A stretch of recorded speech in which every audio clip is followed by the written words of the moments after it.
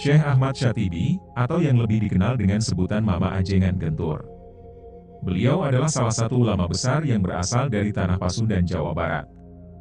Tepatnya berasal dari di Desa Gentur, Kecamatan Warung Kondang, Kabupaten Cianjur.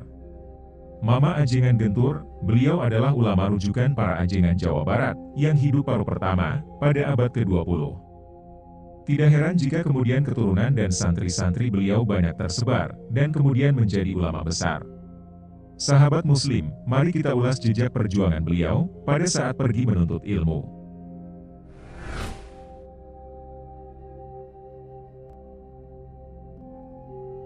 Dari Syekh Ahmad Emet, atau Mama Cimasuk Garut, bin Syekh Muhammad Rusdi.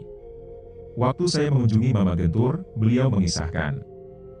Dulu ketika Mama menginginkan punya ilmu yang besar, tapi Mama bingung, memilih guru untuk ngaji kemana. Akhirnya Mama berangkat ziarah ke makam Habib Husain bin Abu Bakar Al-Idrus, atau Wali Luar Batang, Jakarta. Di situ Mama membaca sholawat sebanyak 4.444 kali, dan tamat sebanyak 44 kali dalam waktu 8 bulan.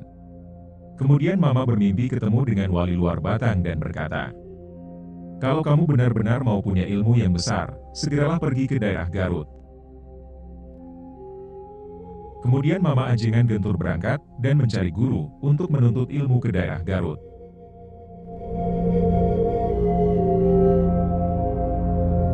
Berangkatlah Mama Ajengan Gentur ke daerah Garut dan sampailah di pondok pesantren Kreseuk.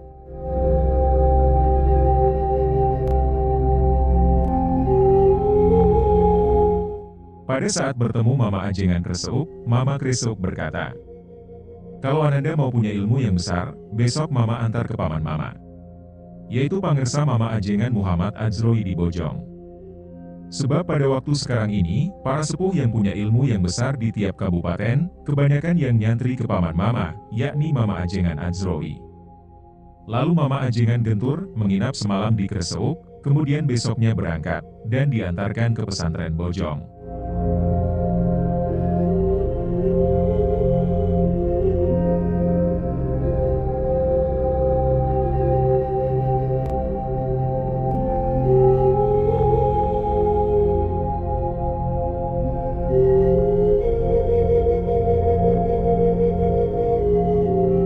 Diceritakan, begitu masuk pesantren Bojong, Mama Ajengan Gentur disumpah kalau beliau tidak mempunyai ilmu sihir. Kemudian Mama Ajengan Gentur melaksanakan sumpahnya bahwa beliau tidak mempunyai ilmu sihir. Kemudian barulah beliau diterima menjadi muridnya Mama Bojong. Pada saat mondok di Bojong, makanan yang biasa beliau makan di pesantren cukup dengan talas yang dicuilkan ke dalam sambal rowaye. Tidak pernah makan yang enak atau dengan rupa-rupa makanan. Lalu ketika mendapati masalah kitab yang susah difahami, Mama Ajengan Gentur menghadiahi mualifnya dengan makanan dan aurat sholawat.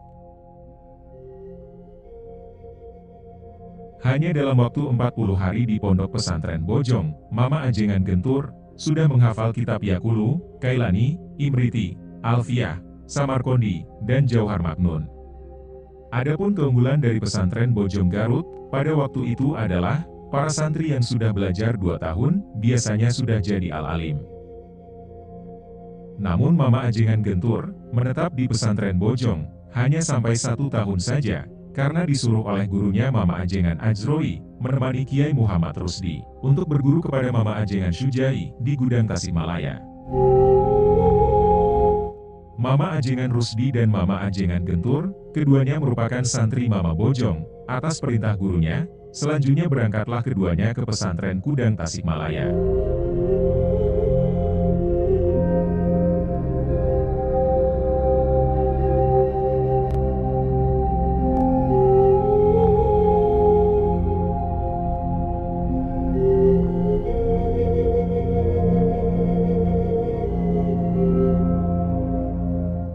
Menurut penuturan Mama Gentur, ketika Mama Ajengan Gudang sedang mengajar di hadapan Kiai Rusdi, dagu dan badan beliau gemetar, dikarenakan sungkan akan ilmunya Kiai Rusdi. Bahkan Mama Gudang berkata kepada Mama Gentur, "Katakan ke Kiai Rusdi segeralah mukim. Bukankah Kang Adzroi pun sudah menyuruhnya dan sudah ada dalam ridho guru?" Kemudian Mama Gentur menyampaikan amanat dari gurunya Mama Ajengan Gudang kepada Mama Ajengan Rusdi, namun tetap saja, ayah dan kakeknya Ajengan Rusdi belum menyetujuinya. Kemudian setelah mondok di Mama Gudang, Ajengan Rusdi melanjutkan mondoknya ke Syekh Muhammad Shoheh Buni Kasih Cianjur, yang disebut Badul Ikhwan oleh Syekh Ibrahim Al-Bajuri dalam kitab Tizan. Syekh Muhammad Shoheh Buni Kasih Cianjur dan Mama Adzoi Bojong adalah teman sepondok sewaktu ngaji di Syekh Ibrahim Al-Bajuri. Sedangkan Mama Gentur terus mondok di Gudang Tasikmalaya hingga 9 tahun lamanya.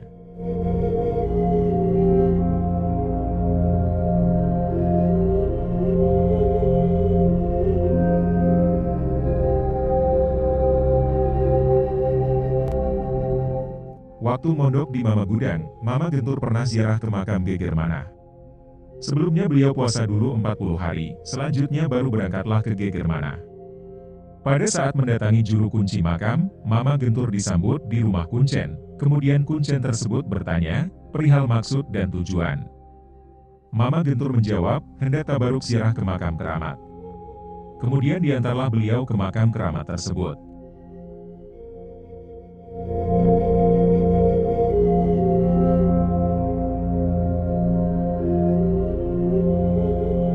Sekitar jam 4 subuh, Mama Gentur selesai dan pulang dari makam. Lalu kembali ke tempat kuncen dan kuncen tersebut menjamunya. Selesai makan, Mama Gentur bertanya kepada kuncen. "Mang, malam tadi ada hujan gak kesini?" "Ah gak ada," jawab si kuncen. "Memangnya, ada apa Ajengan?" "Waktu saya ziarah tiba-tiba ada hujan yang besar sekali, lalu ada petir disertai angin yang sangat kencang. Saya melihat pohon yang amat besar menunduk-nunduk ke tanah, seperti mau runtuh." Lalu kuncen tadi bertanya lagi, "Terus ada apa lagi Ajengan?" Mama Gentur menjawab, "Saya tidak sanggup menceritakannya. Di malam itu," kata penduduk kampung, "terdengar suara ayam berkokok yang terdengar jelas oleh semuanya. Sedangkan di kampung itu tidak ada yang punya ayam yang berkokoknya seperti itu. Semuanya kaget kemudian menyelidiki dari mana asal suara ayam itu, dan setelah ditelusuri, ternyata mereka yakin suara itu berasal dari bukit, tempat makam yang disiarahi oleh Mama Gentur."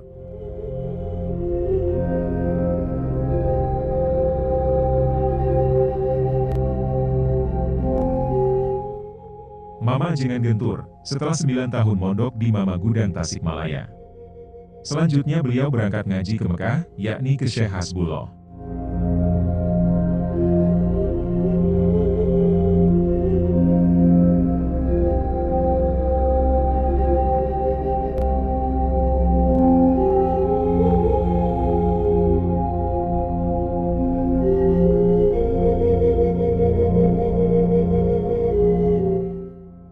Diriwayatkan, pada saat di Mekah, Mama Ajengan Gentur mengaji kepada Syekh Hasbullah. Suatu hari Syekh Hasbullah berkata kepada murid-muridnya, "Besok hari Rabu, kita akan mulai ngaji kitab Tuhfatul Muhtaj. Tapi sebelumnya, kalian mutalah dulu kitabnya. Lalu hasil mutalahnya, tuliskan dalam buku masing-masing. Besok semua harus hadir, dan bawalah hasil tulisan tersebut." Esok harinya Syekh Hasbullah memeriksa buku-buku muridnya. Ketika melihat buku tulisan Mama Gentur, Syekh Hasbullah tertegun, kemudian beliau memisahkan buku Mama Gentur, dan melanjutkan pemeriksaannya. Setelah selesai, Syekh Hasbullah berkata, "Ngaji Tuhfah batal, sebab gak pantas Syatibi ngaji kepada saya. Bahkan seharusnya saya yang ngaji ke Syatibi. Perihal yang belum saya mutalaah, tetapi dalam buku Syatibi sudah ada. Saya gak sanggup mentaswirkan kitab di hadapan Syatibi." Akan tetapi semua muridnya, termasuk Mama Gentur, meminta untuk diteruskan, barulah Syekh Hasbullah bersedia, walaupun hanya lafaznya sampai tamat. Kata Mama Gentur, ilmu yang dipakai mutalaah kitab Tuhfah tersebut, adalah sebagian ilmu yang diterima Syekhuna Bojong. Inilah ciri, alamahnya Syekhuna Bojong Garut. Sewaktu di Mekah, Mama Gentur suka sholat di depan Baitullah. Dan para askar sudah pada tahu, dan memberi isyarat kepada jamaah yang lainnya, supaya ada tata hormat kepada beliau, sembari berkata, "Hadza, ulamaul Jawa."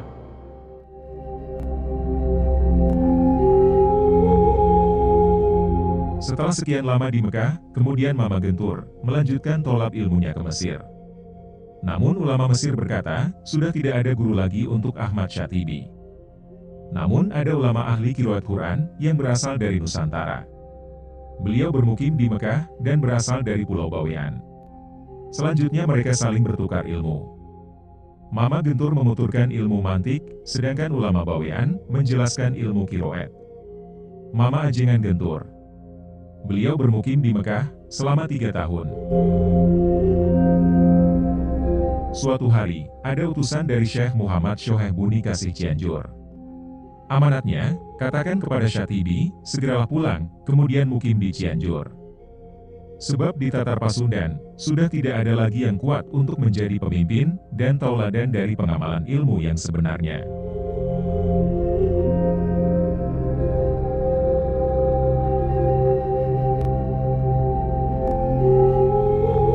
Kemudian Mama Gentur pulang ke Cianjur dan melanjutkan tolab ilmunya kepada Syekh Shoheh Buni Kasih. Selanjutnya Mama Gentur mukim di Gentur.